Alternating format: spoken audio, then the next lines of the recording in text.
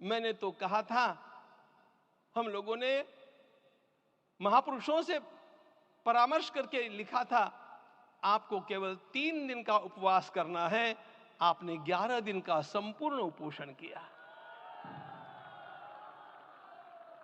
हमने 11 दिन एकभुक्त रहने के लिए कहा था, उन्होंने अन्न का ही त्याग कर दिया। महाभारत में कहा गया है, अनशन यह सबसे बड़ा तप है, अनशन। और उसको उनके जीवन में साकार होते हुए मैंने केवल देखा नहीं, मैं थोड़ा तार्किक हूं। आपकी परम पूजनीय माता जी से मिलकर के मैंने उसको रिकन्फर्म भी किया था कि आपका ये अभ्यास 40 वर्षों का है। ऐसा तपस्वी कोई राष्ट्रीय नेता प्राप्त होना यह सामान्य बात नहीं है। वे इन दिनों में हमने कहा था कि आपको विदेश प्रवास नहीं करना चाहिए, क्योंकि सांसर्गिक दोष भी आते हैं। विदेश प्रवास टाल दिया सांसर्गिक देशों के इस दोषों की संभावना के कारण, लेकिन दिव्य देशों का प्रवास ऐसा किया।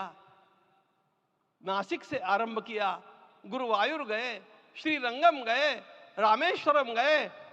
इन सारे स्थानों पर जाकर के वहां के परमाणुओं को लेकर के और पूरी भारत माता के हर कोनों में जाकर के मानो वे निमंत्रण दे रहे थे कि आइए दिव्य आत्माओं, अयोध्या पधारिए और हमारे राष्ट्र को महान बनाने के लिए आशीर्वाद दीजिए।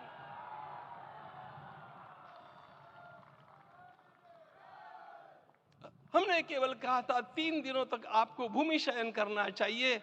11 दिनों से आप भूमि शयन कर रहे हैं। इस कड़कड़ाती ठंड में इस प्रकार का शयन करना, मित्रों, ब्रह्मा जी ने सृष्टि को निर्माण किया। उस समय उन्होंने एक शब्द को सुना था। भारत की संस्कृति का सबसे मूल शब्द है तप, तप इति। हमारे पूज्य गुरुदेव के गुरुदेव परम गुरु कहा करते थे, कांची के परमाचार्य जी महाराज, तपश्चर।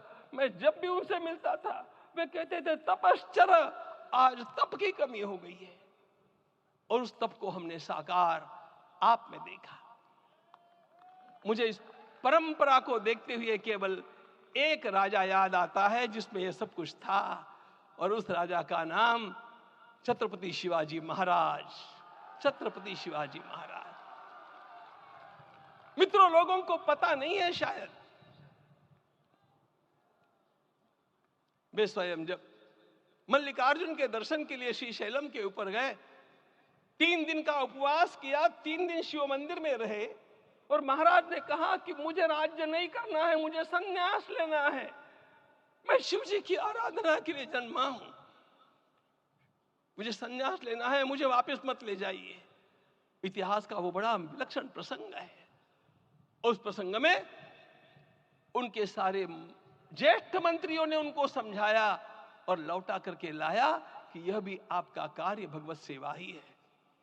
आज हम लोगों को उसी प्रकार के एक महापुरुष ऐसे प्राप्त हुए हैं जिसको भगवती जगदम्बा ने स्वयं हिमालय से लौटा करके भेज दिया कि जाओ भारत माता की सेवा करो। तुम्हें भारत माता की सेवा करनी है। मैं अपने को कभी श्रद्धा रखने के बारे में भावुक नहीं पाता हूं, लेकिन कुछ स्थान ऐसे होते हैं जहां पर आदर के साथ अपना मस्तक अपने आप झुक जाता है। ऐसा एक स्थान हम लोगों को उच्च पदस्थ इस राजर्षि ने जब दिखाया तो मुझे छत्रपति शिवाजी महाराज के गुरु समर्थ रामदास स्वामी महाराज की याद आ गई। उन्होंने शिवाजी का वर्णन किया, निश्चयाचा महामेरु, निश्चयाचा महामेरु, बहुत जनासी आधारू, अखंड स्थितिता निर्धारू, श्रीमंत योगी, श्रीमंत